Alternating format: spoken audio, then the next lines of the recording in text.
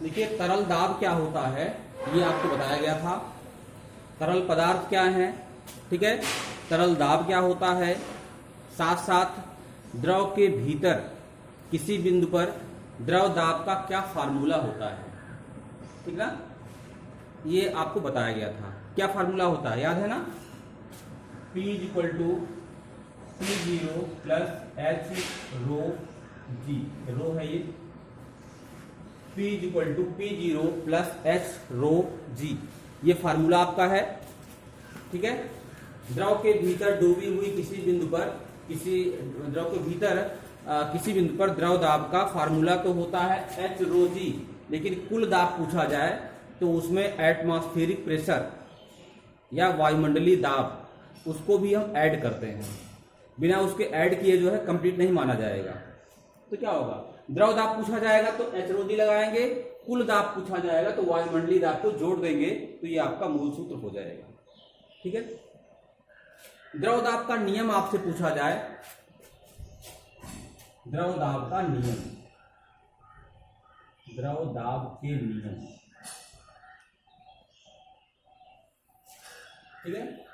द्रव दाब के नियम में पहली चीज तो आप ये जान लीजिए कि द्रव के भीतर, ये बर्तन मान लीजिए है आपका, ठीक है, इस बर्तन के भीतर द्रव भरा हुआ है, इस बर्तन के भीतर जो है द्रव भरा हुआ है, ठीक है। तो द्रव के भीतर किसी बिंदु पर, किसी बिंदु पर, द्रव के भीतर किसी बिंदु पर द्रव दाब का जो मान होता है, ठीक है, किसी बिंदु पर द्रव का मान जो होता है वह उस बिंदु की द्रव के स्वतंत्र तल से गहराई पर निर्भर करता है। कहने का मतलब बिंदु आपका यहां है और द्रव का जो स्वतंत्र तल है यहां पर है, तो यहां से इसकी गहराई मान लीजिए है 5 सेंटीमीटर, ठीक है। तो यहां पर द्रव दाब कम होगा, ठीक है। और फार्मूले पे ही देख लीजिए, H रो G है, H बढ़ेगा तो द्रव दाब बढ़ेगा, H घटेगा तो द्रव दाब घटेगा। H है क्या, द्रव के मुक्त तल से उस बिंदु की गहराई है। अगर यहां पर बिंदु आपका है तो गहराई ज्यादा होगी, उस समय द्रव दाब ज्यादा होगा। तो द्रव दाब के नियम में पहला नियम तो आप ये जान लीजिए कि द्रव के भीतर किसी बिंदु पर द्रव दाब, ठीक है, द्रव के स्वतंत्र तल से उस बिंदु की गहराई के अनुक्रमानुपाती होता है। अर्थात सीधे शब्दों में अगर कहें तो गहराई बढ़ने पर द्रव दाब बढ़ता है और गहराई कम होने पर द्रव दाब का मान कम होता है, ठीक है, सिंपल सी बात है। दूसरा द्रव दाब का नियम जो है, द्रव दाब का दूसरा नियम यह है कि द्रव के भीतर किसी बिंदु पर द्रव दाब का मान, ठीक है, द्रव के घनत्व के अनुक्रमानुपाती होता है। देखिए इस सूत्र में क्या है, रो भी है, रो, रो मतलब क्या होता है, घनत्व। किसका घनत्व है, ये द्रव का, मतलब गाढ़ापन उसका, द्रव का भारीपन। अगर भारी द्रव है ना, तो फिर उस द्रव में उतनी ही गहराई पर, ठीक है, द्रव दाब का मान ज्यादा होगा, जबकि उतनी ही गहराई पर किसी हल्के द्रव में द्रव दाब का मान कम होगा। एग्जाम्पल तौर पे जैसे द्रव के मुक्त तल से 5 सेंटीमीटर की गहराई पर अगर किसी बिंदु पर द्रव दाब निकालना है और वो जल है, तो जल में क्या होगा कि द्रव दाब कम होगा, क्योंकि जल आपका हल्का द्रव होता है, तो 5 सेंटीमीटर गहराई पर द्रव दाब का मान कम होगा जल में। और वही अगर शहद हो जाए, ग्लिसरीन हो जाए, पारा हो जाए, जो गाढ़े द्रव होते हैं, तो उन गाढ़े द्रव में वही 5 सेंटीमीटर गहराई पर जितना द्रव जल में था, ठीक है, उतनी ही गहराई पर 5 सेंटीमीटर गहराई पर द्रव दाब का मान क्या होगा, ज्यादा हो जाएगा। तो अधिक घनत्व के द्रव में द्रव दाब का मान ज्यादा होता है और कम घनत्व के द्रव में द्रव दाब का मान कम होता है। ये बात क्लियर हो गई यहां तक। कहने का मतलब कि द्रव के भीतर किसी बिंदु पर द्रव दाब उस द्रव के घनत्व के अनुक्रमानुपाती होता है, ठीक है ना। तीसरी चीज आप जान लीजिए, द्रव दाब का जो तीसरा नियम है वो ये कहता है कि द्रव के भीतर, ठीक है, किसी बिंदु पर चारों तरफ से लगने वाला जो द्रव दाब होता है, समझ रहे बात को, वो समान होता है। अगर एक बिंदु यहां पर है तो द्रव का प्रेशर इधर से भी आएगा, इधर से भी आएगा, इधर से भी आएगा, इधर से भी आएगा। कहने का मतलब कि किसी एक बिंदु पर चारों तरफ से दाब पड़ेगा। तो द्रव के भीतर किसी एक बिंदु पर चारों दिशाओं से लगने वाला जो प्रेशर होता है, दाब होता है, वो क्या होता है, बराबर होता है। ठीक है। अगर उसकी नेट वैल्यू पूछें तो नेट वैल्यू 0 होती है। समझ रहे बात को, मतलब नीचे इधर से हर तरफ से प्रेशर पड़ रहा है, ठीक ना, उसके बावजूद ये स्थिर माना जा रहा है। स्थिर, ये द्रव का कण मूव करता है, ऐसा नहीं मूव करता, ये द्रव का कण मूव करता है, लेकिन वो प्रेशर पड़ा इसके अंदर नहीं मूव करता। वो उसका दूसरा रीजन है। फिर तनाव चैप्टर आप पढ़ाएंगे, आगे वाला चैप्टर है ना, आगे वाले के एक बार चैप्टर है तो बताएंगे उसको आपको। तो कहने का मतलब कि चारों दिशाओं से, किसी एक बिंदु पर चारों दिशाओं से लगने वाला द्रव दाब जो है वो क्या होता है, बराबर होता है। ठीक है। लेकिन ये कंडीशन को छोड़ करके कहां पर, द्रव की सतह पे अगर है तब दिक्कत हो जाएगी ना। अगर द्रव की सतह पर है, कोई कण यहां पर है, तो यहां से द्रव दाब, यहां से द्रव दाब, यहां से ये सब द्रव दाब पड़ेगा, लेकिन ऊपर से तो खाली है, तब यहां पर दाब में डिफरेंस आ जाएगा। अगर द्रव के भीतर है तो चारों दिशाओं से दाब बराबर होता है। ठीक है, ये तीसरा नियम है। चौथा नियम यह है कि द्रव के भीतर एक ही तल में, है ना, जैसे द्रव के भीतर एक समान गहराई हो गई, जैसे 5 सेंटीमीटर गहराई, तो ऐसा नहीं कि द्रव के तल में 5 सेंटीमीटर गहराई पर एक ही बिंदु है। जैसे 5 सेंटीमीटर गहराई पे आए, यह द्रव का तल हो गया, है ना, यह एक द्रव का तल है। यह तल जो है, इस तल में जितने भी बिंदु हैं सभी 5 सेंटीमीटर गहराई पे हैं। भाई द्रव का एक तल यहाँ पे था, मुक्त वाला तल ऊपर वाला, तो यहाँ से 5 सेंटीमीटर गहराई पर ये सारे बिंदु आपके हैं। तो द्रव के भीतर, ठीक है, एक समान गहराई पर स्थित जो आपका एक समान तल है, उस तल में सभी बिंदुओं पर द्रव दाब बराबर होता है। मतलब द्रव दाब का मान, ठीक है, द्रव के भीतर किसी एक ही तल में स्थित सभी बिंदुओं पर एक समान होता है। समझ रहे हैं इस चीज को? मतलब द्रव के मुक्त तल से एक समान गहराई पे आप आए, एक तल जो आपको मिलेगा, है ना, उस तल में जितने भी बिंदु आपके हैं उन सभी बिंदुओं पर द्रव का दाब एक समान होता है। ठीक है, ये आपका द्रव दाब का चौथा नियम है, इसको आप याद कर लेंगे, चारों नियम। ठीक है, देखिए ये जो आपका गुण है चौथा वाला जो बताया हमने कि द्रव के भीतर एक समान तल में सभी बिंदुओं का दाब एक बराबर होता है। ये बहुत महत्वपूर्ण सूत्र है। सूत्र मतलब बहुत महत्वपूर्ण नियम है। इसी सिद्धांत पे हम कहते हैं कि द्रव अपना तल स्वयं ढूंढ लेता है ना। द्रव अपना तल क्या होता है, स्वयं ढूंढ लेता है। जैसे अगर हम विभिन्न आकार के बर्तन लें, समझिए बात को, यह हम क्या कर रहे हैं, एक ही आधार पे विभिन्न आकार के कई बर्तन ले रहे हैं। जैसे ये देखिए, ये इसका आधार हो गया,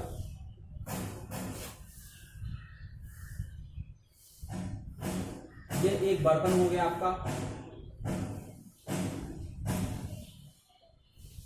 ये दूसरा बर्तन हो गया, ये तीसरा बर्तन हो गया, ये चौथा बर्तन हो गया। ठीक है ना, ये 4 बर्तन हो गए। एक तो आपका ये वाला हो गया, दूसरा ये वाला, तीसरा ये वाला, चौथा ये वाला। पानी मान लीजिए आप एक बर्तन भरेंगे, आप एक बर्तन में जल को भर देंगे, ठीक है ना, तो क्या पानी सब में पहुंच जाएगा, सबका आधार से जुड़ा हुआ है ना, तो पानी क्या होगा, सब में पानी पहुंच जाएगा अपने आप। एक बर्तन में आप पानी भरते जाएंगे तो पानी हर बर्तन में ये अपने आप पहुंचता चला जाएगा। समझ गए बात को?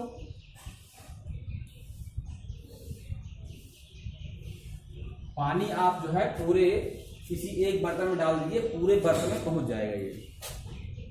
तो किसी बर्तन का आकार चौड़ा है, किसी का आकार जो है तिकोना है, कोई तिरछा है, कोई सीधा है। समझ रहे बात को? लेकिन जब आप पानी डाल चुके होंगे इसमें एक बराबर, तो देखेंगे कि अपने आप, ठीक है, द्रव का जो ऊपरी तल है सब में एक बराबर रहेगा। पानी की मात्रा इसमें ज्यादा रहेगी, इसमें कम रहेगी, इसमें और कम रहेगी, इसमें भी कम रहेगी, ठीक है। लेकिन ऊपरी द्रव का जो तल होता है वो सब एक बराबर रहता है। ऐसा नहीं कि ये इसमें यह नली आपकी पतली है तो द्रव का तल ऊपर तक उठ जाएगा, या यह नली आपकी चौड़ी है तो द्रव का तल नीचे रहेगा। तो द्रव जो होता है वह अपना तल स्वयं ढूंढ लेता है, क्योंकि सबके जो आधार हैं वो एक साथ जुड़े हुए हैं, ठीक है। और एक ही तल में स्थित सभी बिंदुओं पर द्रव दाब का मान समान होता है। जैसे एक आपका ये आधार है, तल है, इस तल में जितने भी बिंदु हैं, चाहे वो बिंदु यहाँ पर हो या यहाँ पर हो या यहाँ पर हो, कहीं पर वो बिंदु हैं, सब पर द्रव दाब का मान एक बराबर होगा। इसलिए अपने दाब को एडजस्ट करते हुए द्रव अपनी ऊंचाई स्वयं ढूंढ लेगा कि किस स्थान पर उसकी ऊंचाई क्या होनी चाहिए। इसे द्रव स्थैतिकी का विरोधाभास भी कहा जाता है। ये द्रव स्थैतिकी का विरोधाभास है कि द्रव की ऊंचाई एक बराबर होती है, जबकि द्रव की मात्रा सभी अलग अलग बर्तनों में अलग अलग होती है। समझ रहे बात को? इसका एक ही रीजन होता है क्यों कैसे ढूंढ लेता है, क्योंकि सबका आधार जुड़ा हुआ है। इसलिए द्रव का जो दाब होगा इस एक ही तल में एक बराबर होना चाहिए।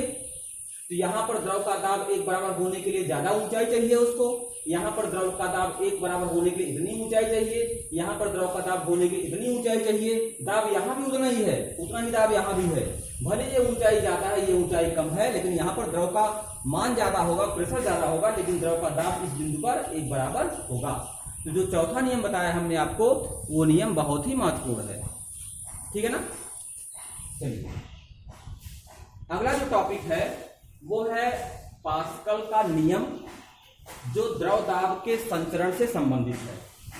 देखिए पास्कल का जो नियम है वो अक्सर जो है वो पूछा जाता है एग्जाम में, पास्कल का नियम क्या है, ठीक है। और पास्कल के नियम का अनुप्रयोग भी पूछा जाता है, क्योंकि पास्कल के नियम पर आधारित दो इंस्ट्रूमेंट आपको पढ़ने हैं। इंस्ट्रूमेंट क्या पढ़ने हैं? इंस्ट्रूमेंट का की जो क्रिया विधि है वो पढ़नी आपको है। उसमें एक है द्रव चालित लिफ्ट, ठीक है, द्रव चालित लिफ्ट, और दूसरा है द्रव चालित brake, hydraulic lift and hydraulic brake. ये पढ़ना आपको है।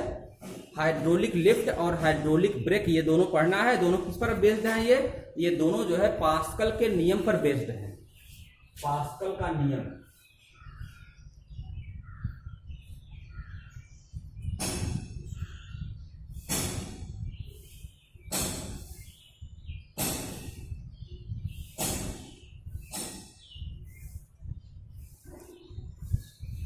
पास्कल का नियम या पास्कल लॉ क्या है?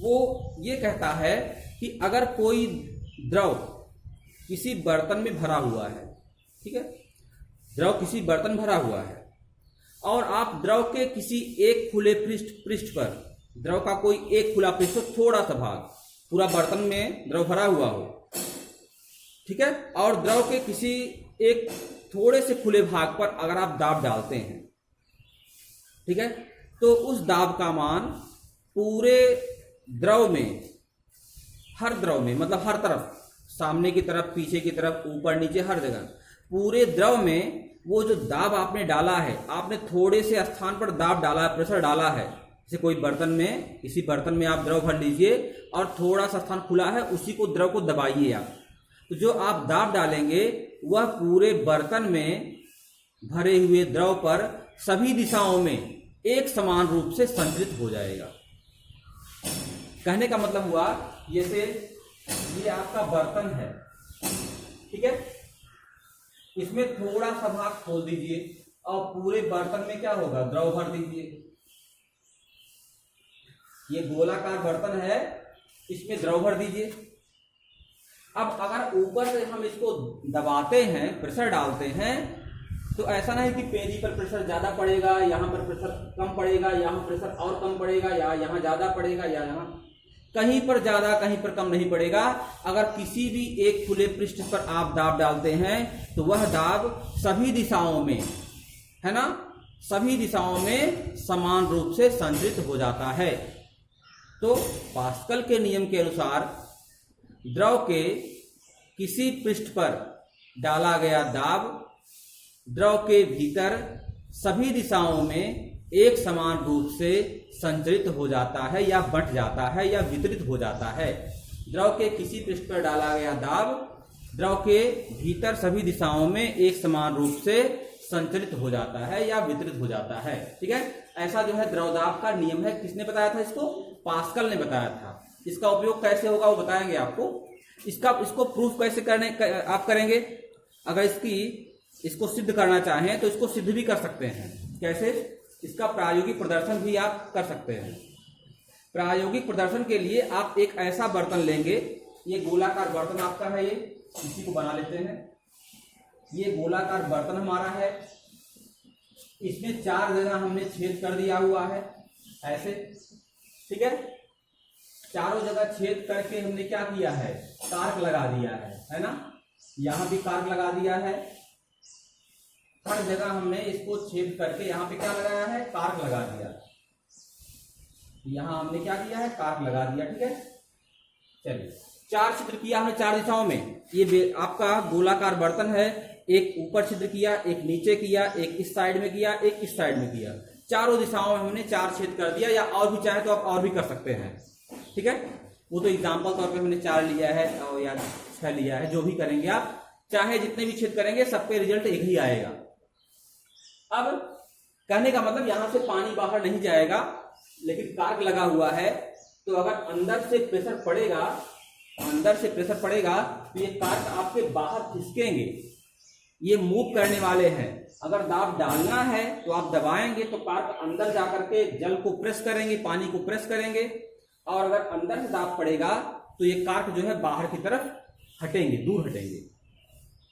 ठीक है, तो देखा गया कि जब ये आप देख रहे हैं यहाँ पे, जब इस पार्ट पर, इस द्रव के ऊपरी तल पर जब हमने दाब डाला, द्रव के ऊपरी तल पर जब हमने दाब डाला, प्रेशर डाला, तो प्रेशर कहां पड़ेगा? पानी पर प्रेशर पड़ेगा।